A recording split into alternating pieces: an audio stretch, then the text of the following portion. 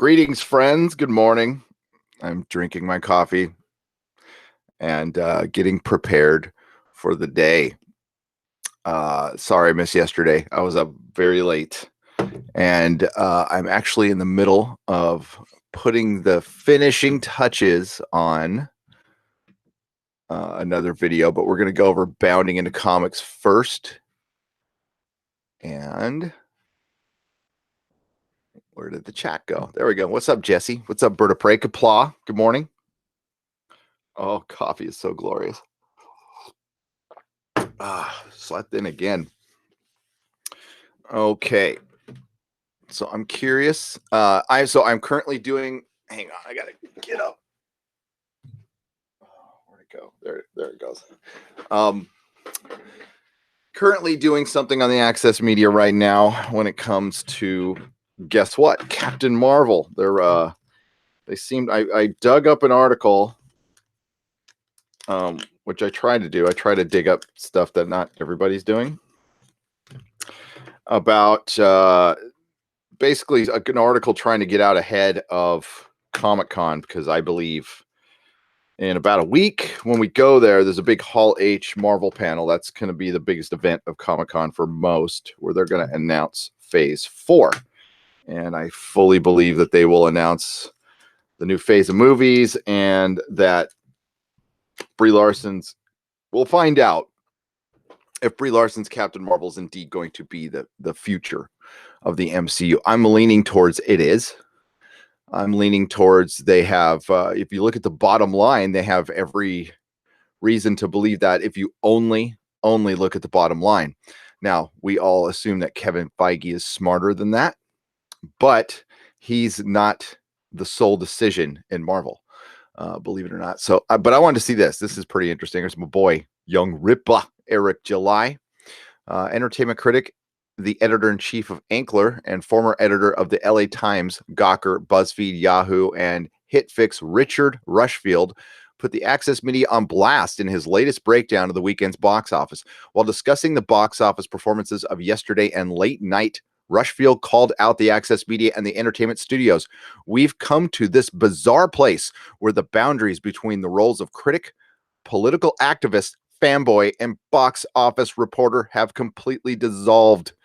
Everything has to play a role in some larger, greater good narrative, which is fine if critics want to see the world the way and offer criticism through the lens of how does this help the movement?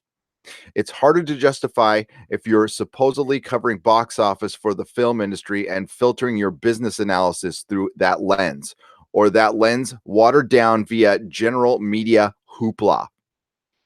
He would then go on to criticize the entertainment studios for relying on Access Media. Oh, this is glorious. In any event, last time I checked, these companies, even poor little Amazon, had relatively robust marketing departments. Since when is the survival of their films depending upon dragooning the help of the last remaining underpaid journalists in America to service their cause? And well, there's a reason they're all underpaid. There's too damn many of them. Susan, we love Susan Layton, bless her heart. Learned a lot through talking to her on how a lot of these sub sites work. Okay, there's the main sites, Deadline, Hollywood Reporter, not even IO9 and Gawker. Those aren't main sites. The main, the big boys and girls. And then there's the sub sites that just take their articles, like most Doctor Who articles. I mean, a vast majority of them come from Radio Times. And then people just, take those, reword them, copy and paste it, call it their own. They cite them. That's it. The only thing Bounding does differently is they go to YouTube sometimes, which is pretty interesting. But John writes his own stuff mostly, and he's also got a different take than most everybody else. And that's the biggest problem. I don't mind them doing that with other sites as long as you have a different take. But God, I could do a video. It's an old article now, but it might be a good thing to do a video on. There was a Star Trek article that seriously everybody had the same take. It came out about 6 months ago, and like 7 people had the same take, which is, come on, people. And, the companies are playing the, fandom to a certain extent, but the access media even more. I mean, they bent the knee a long time ago. And it's very interesting because it really, that's why we're where we're at. That's exactly why we're in this place. Rushfield's criticism sorry, I'm going to take a little sip of coffee now. Hang on just a minute. Rushfield's criticism of movie critics is not a new one. Agnes Poirier described the phenomena back in 2018 as an article titled #MeToo activists should stop trying to be film critics. They undermine feminism. Poirier specifically discusses the critic reaction to Eva Hassan's Girls of the Sun and notes, film critics judge films as human beings, aided by their knowledge of cinema and its history. They judge a film objectively and subjectively. They consider the mise-en-scène, whatever that is, editing, framing, acting, and also response emotionally. An emotion built on their shared humanity. To think that your gender, and by your extension, the color of your skin, your age, your religion, or lack thereof, the size of your bank account predetermines your every thought in denying our ability to think and decide freely and to engage with the world and in all its diversity and complexity. There is such a thing as universal human experience. It is what binds us all together, not the force. Universal human experience. She adds, activism never makes for great art, nor does it make for great journalism. The feminist cause is far better served by activists, male or female, white or black, young or old, rather than by the thought police. If movements such as #MeToo allow themselves to be co-opted by moralists, they risk losing credibility and they stifle creativity. It seems to me that any movement nowadays gets co-opted by some political sect, and it's real and it's quick. It's almost like there's people out there mobilized, ready to do this, and right now it's happening in entertainment. I was just watching an episode of Unidentified last night, and then I watched Richard Dolan's commentary on it afterwards, and he briefly went over what I have been hinting at for quite some time here on the channel and on Nexus Zone, is the CIA's attempt to infiltrate pop culture, which they did in the 1980s during the Cold War. So basically, that's why some stuff was very at the time jingoistic, and because the CIA was firmly entrenched in Hollywood, they were firmly entrenched in our newspapers. It was a bizarre time. I don't know if I believe all of it, but I finally got the name of the book. So when because I remember reading this book 20 years ago and I couldn't remember the title, and he finally mentioned the title, so now I can read the book, and then I could do after I read the book, I can do a full live stream on it, basically saying that I'm wondering if something similar is happening today, but it might not necessarily be the CIA. I'm not saying that, but I'm just saying things get infiltrated, and it's really bizarre. And at the time, I mean, even I believe in this book, they even make an argument why it was kind of okay at the time. Now, I don't know about that. I mean, again, I haven't read the book since the 90s, but we'll see. July specifically discussed how he will not include people who blend their, in a video. The criticism of the film industry is no stranger to those who have been following the comic book industry evolve over the past few years. In a video about what he would do if he was the controller of Marvel Comics, aired July, notes that your job as a writer is to not just take an established character and simply tell a random story with them. Your job as a writer and a character is to write new, fresh stories that operate within the context of the history and the behavior of that character. In other words, honoring the mythology, the spirit. You can add new things all the time. People do it all the time, and it's interesting. Honestly, I long for the days when Michael J. Straczynski would come in, or Grant Morrison would come in and have do something really strange with the character, but it wasn't political, and people would freak out, and that's fine. That's the one thing I never had a big problem with. I mean, I hated One More Day, but I certainly liked a lot of the events leading up to it, and I was a defender of Straczynski's Spider-Man for the longest time, even with a lot of the weird changes he made with his powers. But I saw that as an evolution, and I thought it would go away, you know. But then, you know, again, if Quesada doesn't do One More Day, people think of him differently now. He did usher in the era of SJW Marvel after he left, though, by bringing in the horrific Axel Alonso. July specifically discussed, okay, history and behavior.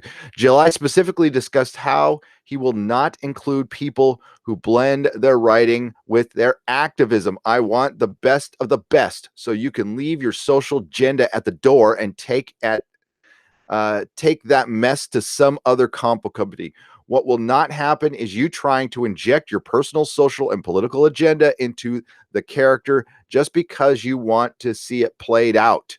They are not your open canvases as such, and the editors need to be on their shit. That's funny. Yeah. So the Access Media is starting to, you know what? This is where tides are turning, folks. All right. So as I was saying in my last podcast that I unlisted, I probably shouldn't, because that was one of the better ones I've done. It's available at nerdrotic.com. And Jeremy was on it. That's why. I was wondering if the tide was turning or not, but it is. It's just going to take time. And I'm actually, so the current video I'm doing right now, if you maybe here, I'll try to bring it up so you guys can see what I'm doing.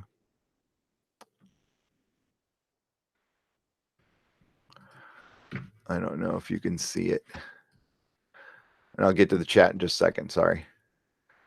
Just trying to, let's see if you can, there.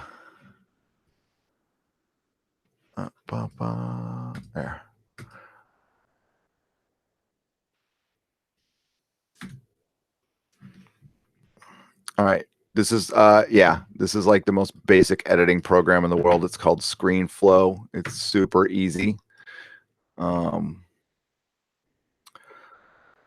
But yeah, so I'm working on an article here. And what this guy's doing is he's basically saying Spider-Man Far From Home is proof that the MCU is just completely healthy. Nothing wrong. Nothing's going to change. Doesn't matter who's starring in it. Chris Evans, Robert Downey Jr. It's going to just keep chugging along the way it's always been. And the proof in the pudding is Spider-Man Homecoming's success. Without even, okay, and then the part of the article is the reason it caught my eyes. He's calling out YouTubers, and he was going to like, in the article, he said he was going to point out point by point all of our quote unquote conspiracy theories. Okay. So of course I took up the challenge. I'm about halfway through the video right now. And the disappointing thing is the guy doesn't even follow through in the argument. He just kind of, he says in the beginning, he's like, I was going to write down every detail they were, or everything they were wrong on, but I decided not to. I'm like, oh, really? Okay. So I'll do it for him. I'll be happy to do it for him. I'll try to get myself in his brain and show what our conspiracy theories were. And then I will tit for tat that. But yeah, his whole theory basically is that the end credit scene for Spider-Man Homecoming proves we were all wrong about the MCU. The end credit scene, the very last one. So again, I took up the challenge on that one. Let's get to you guys in the chat. So that's going to be my video for the day, and then the nooner is going to be like at 12:30-ish, because I absolutely have to go to the gym before I do a nooner. It's like It's a weird OCD thing, but I have to do it. So, and the gym takes about 2 hours. So it depends on when I'm done with this video. And everything got delayed because the Doctor Who video took forever to do. So Jess Reed, what is up, dude? How have you been? Brad, man, Peter. Good morning, Peter. And we got Hunky Chunky Funky Monkey. What's up, dude? How are you doing? I saw you in Jesse Milestone stream. I bet you didn't even know I was there. I bet you didn't even know I was there. I want you guys to know, if there is a live stream by a Fandom Menace member, I am usually there. And you guys know the trick on how to figure out, who's in a live stream or not. All you have to do is start writing a name at the bottom. So you hit an at the bottom, and you start writing nerd or world class bullshitters. You'd be surprised who's in the chats with you.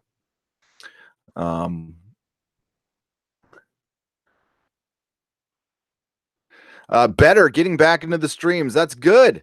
That is good, my friend. That is good to hear.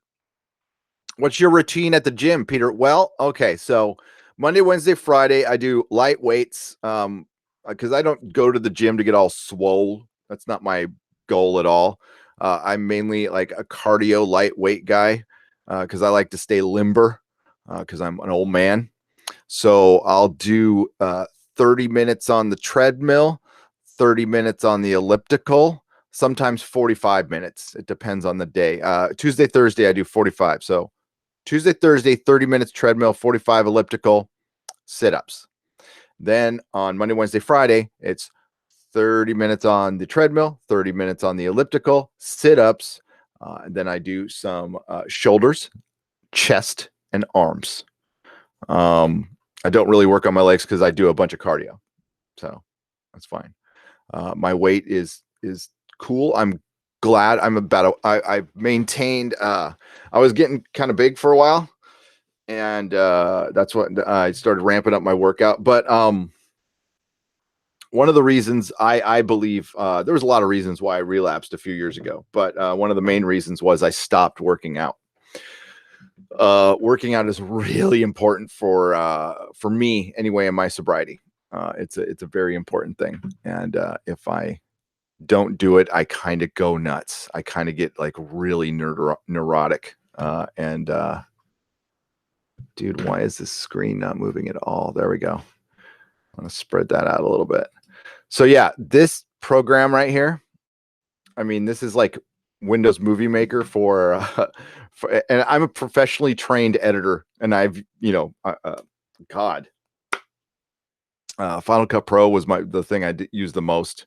I'm gonna have to move to Premiere when I get my new computer, but this was the best program because it's just super easy. It really is. You drop a clip in, you record, boom, boom, boom, done. Yeah. So I'm about where am I at? 6 minutes. I don't want to ramble. I have a lot of reading to do. I might summarize this.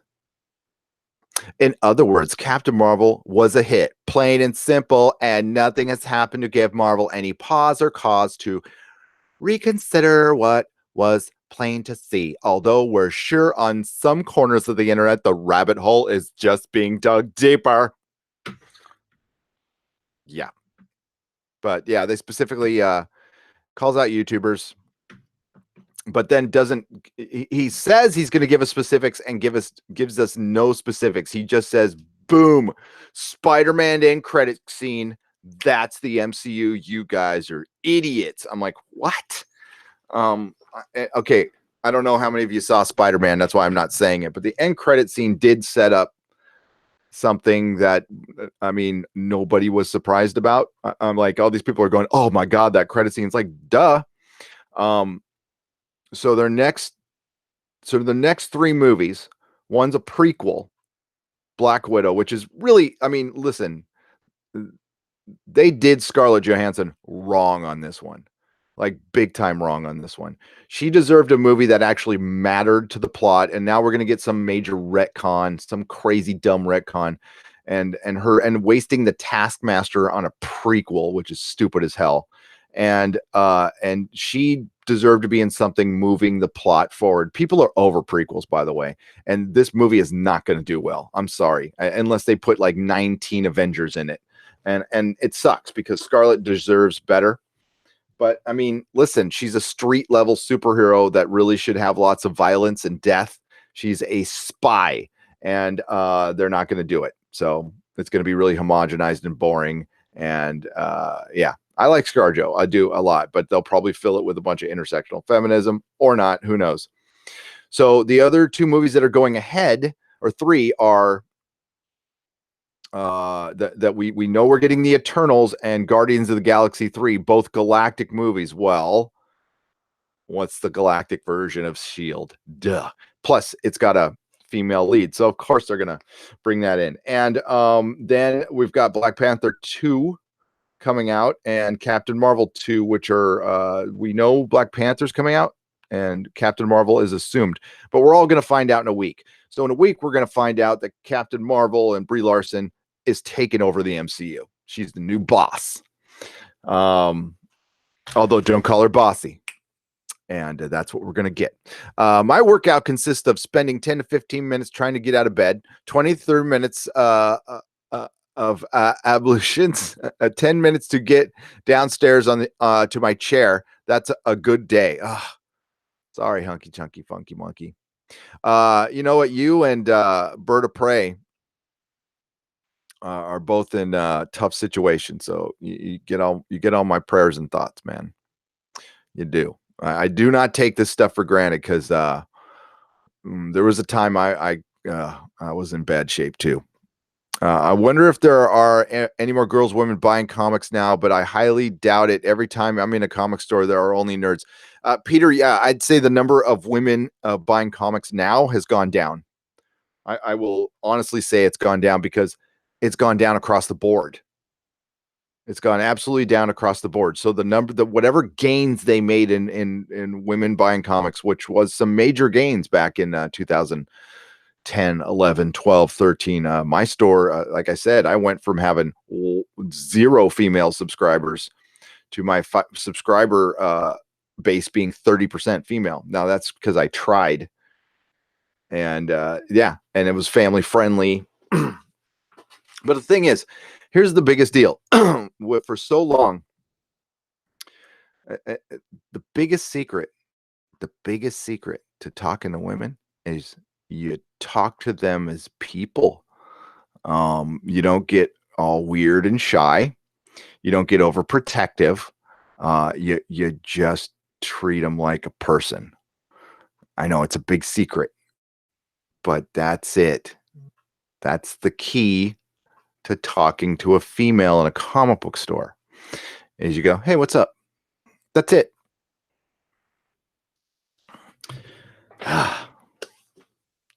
So yeah, I would say the number's gone down, but the number's gone down across the board. So I'd say there's less children reading comics. And the only people keeping it alive are the habitualists.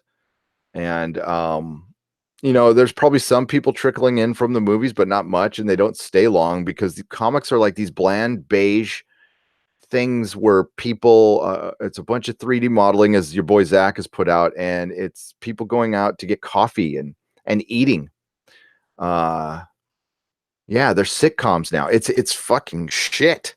It's so garbage. And then the other thing, the other big problem comics is having, and this is my concern for my friend's show, The Boys, is people are really over dystopia and subverting expectations.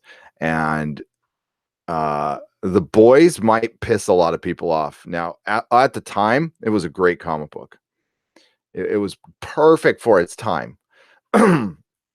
Now you're gonna hear Garth Ennis trotted out in the very near future, and you guys might not know him. He hates superheroes, although he's written superhero books, but he hates superheroes. He also hates people. He's like a major nihilist. He's a major bitter freaking nihilist, and not my favorite person in the world, by the way. I think he's kind of an asshole, personally. No, I think he's a major asshole, and I find it very hard to like any of his work, but I do. but as a human being, he's loathsome. Openly calls comic fans mouth breathers. But please buy my books. So it's tough. It's going to be a tough sell. And I think a lot of us in the Phantom Menace are going to watch The Boys and not fucking like it, because it is very just anti everything. Now it's got what I saw in the first episode was a pretty big anti-Disney thing, which I kind of liked, but I don't know. I was a little disturbed by what I heard from Carl Urban in an interview recently, and I was like, oh no, fuck. Yeah, it's got a propensity to be woke, and like what this critic was saying, what everybody's saying is like, dude, can we just not be woke? Simple. I mean, just I'm not saying one side or the other. I'm just saying not be woke. For fuck's sake, for a little while, can we take a break, like a 2-year break? Can we see what we got? Because I think that article breaks it down really great. Everybody's trying to be an activist. Can we just see what we have talent wise? I'd like to see what people have. I did not like Preacher. Yeah. I love the comic Preacher, but I loved it in the 90s and early 2000s when it came out, when it was a different story. It was new and interesting, and those were edgy times. We were also living in kind of better times. This was prior to 9/11. And let's be real. The 90s were the roaring 20s. They were the roaring 20s. They were a good time. Times were freaking good. The worst scandals we had were a president who was a creep. And listen, whether you liked Bill Clinton or not, and I did at the time. Monica Lewinsky was 19. Fucking creep. Okay. So, but the times were good. I don't know what everybody else thought about him, but the music was good. Had disposable income because I was prior to kids. I was living in San Diego, so every day was sunny. Life was good. It's good music festivals going on. I was, again, in my 20s, having the time of my life, hanging out with my friend Doug, working in record stores, working out every day. I was sober, loving life. Movies were decent. Buffy was on the air and it was good. Yeah, I had a good time in the 90s. Comic books, towards the end of the 90s, they started sucking. Then 9/11 happened, and then everything changed. And my dad got sick too. That was a really shitty time.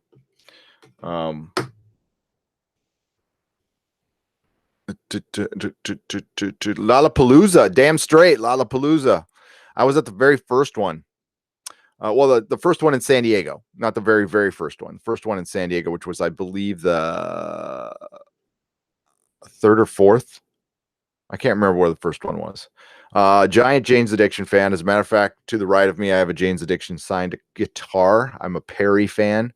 Well, at least, I don't know. I don't pay attention to anybody on Twitter anymore, so I can still remain a fan of their art. But I'm assuming, as with all celebrities, everybody hates the Orange Man, and that's all I hear. It's funny that I think this is the reason John F. Trent wrote that article about Joss Whedon. We were talking about him on Swamp Thing, and I talked about, like, I had went to Joss Whedon's Twitter for the first time in a couple years, because the last video I did about him was about his wife calling him a complete hypocrite, which he is. And I go to his Twitter, and he's got a new show coming out on HBO. You wouldn't know it though. And doesn't this sound familiar to all the comic book stuff? Like, the people are producing comic books, and you go to the Twitter and you wouldn't know what they do at all. You would just think they were an activist. So yeah, I'm over it. Fucking over it. I started to do a collection of starships. Do you know a good site? Okay, what kind of start are you getting? Big ones, small ones? Like, there's Eagle Moss, but there's also, like, it depends on what kind of ship you want. With the Enterprise, like, what kind of ships are you collecting? So there's Diamond Collectibles, and there's Master Corrupt. There's a large array, but if you want something cool, it's expensive. Perry Farrell did organize the first Lollapalooza with others, but yes, he did, and then it turned into Coachella, and then Lollapalooza in Chicago. because Golden Voice was behind it, I believe.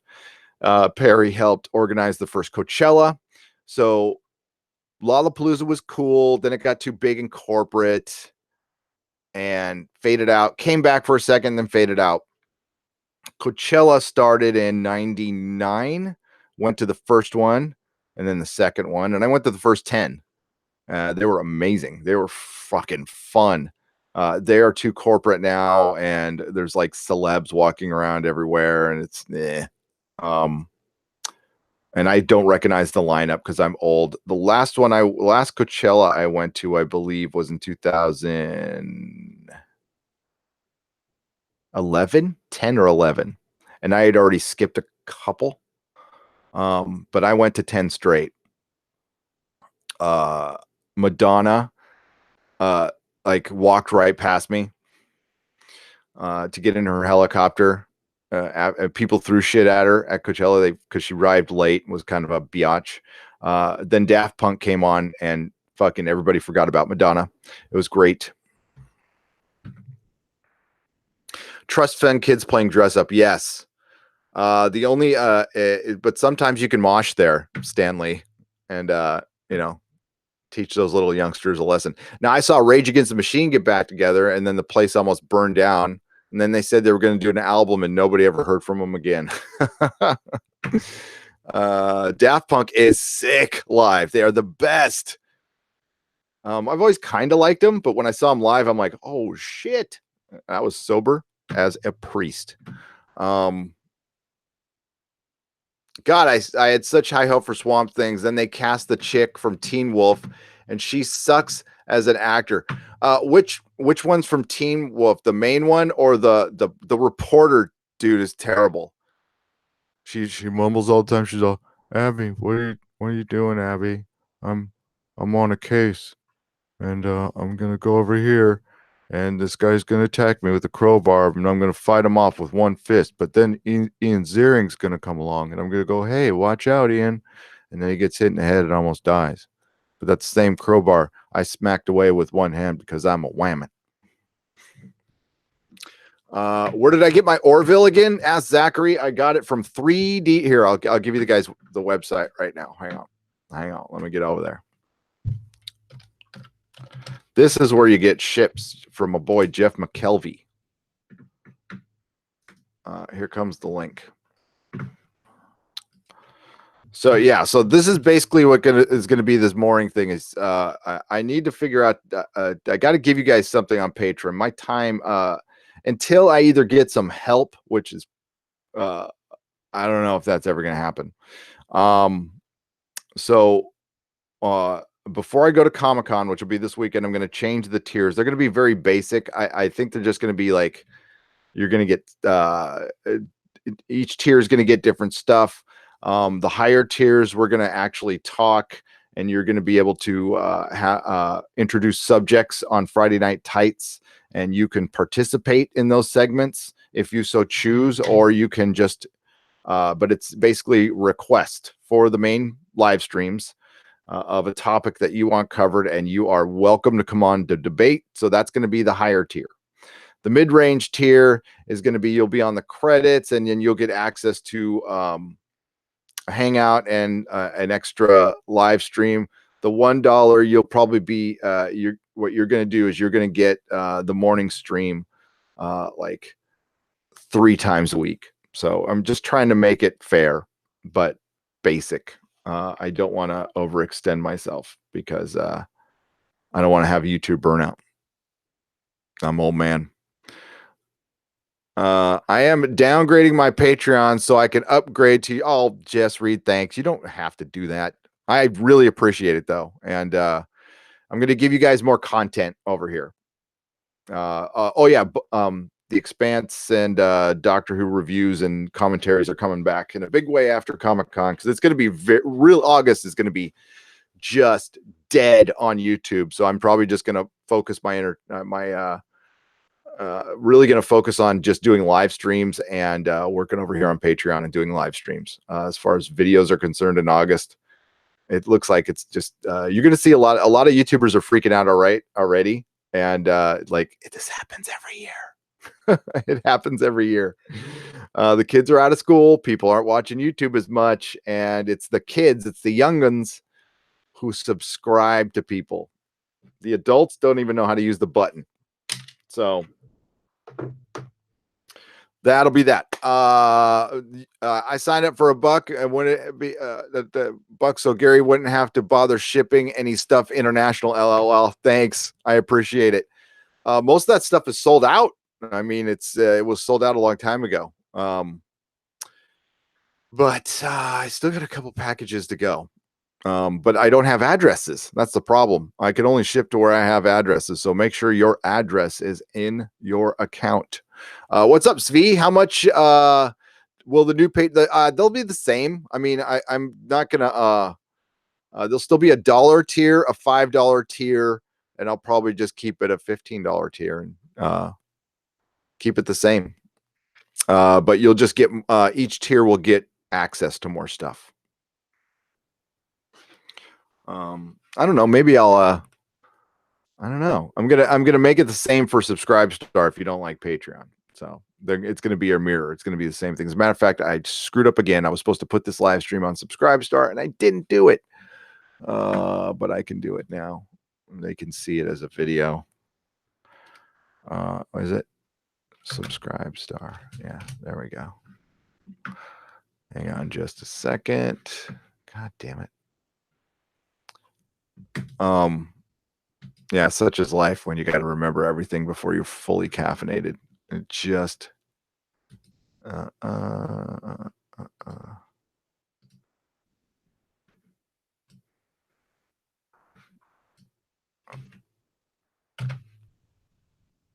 oh, whoops, wrong. Hang on.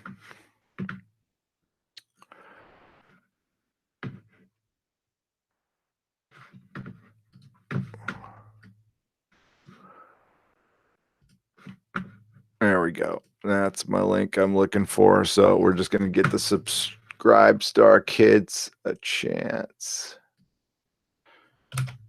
There we go.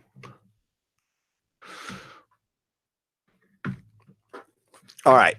So everybody's even on that one. All right. And yes. So I signed up for a book. Okay. How was the latest Expanse book? Going to read it next month. It was pretty good. It was pretty good. A strong focus on female characters, Jess. There's 4 female point of view characters and one male, or 2 male, but they're both relegated to the background. So very much 2019. The only aspect of it is pretty damn good story, and they really, in my opinion, move things ahead. I did not like the 7th book, but I thought the 8th book really ramped things up and shit went down. So I think you'll enjoy it. Bradman says, I left all my patrons except for Nerdrotic and Doomcock. I'm just waiting for my VA approval so I can upgrade to both. Again, anything is really appreciated, guys. It helps, and I know I'm not over here enough, and I really want to be. I am just spread completely. I'm still overwhelmed. I'm new at this, and I've got the family too, and that always takes priority. So that's why if you see me just disappear, it's because something family came up, and I just had to do it. And I had my oldest son here all weekend. That was a bit of a distraction, but it was a good distraction that I liked, and I miss him already. He's gone. So yeah.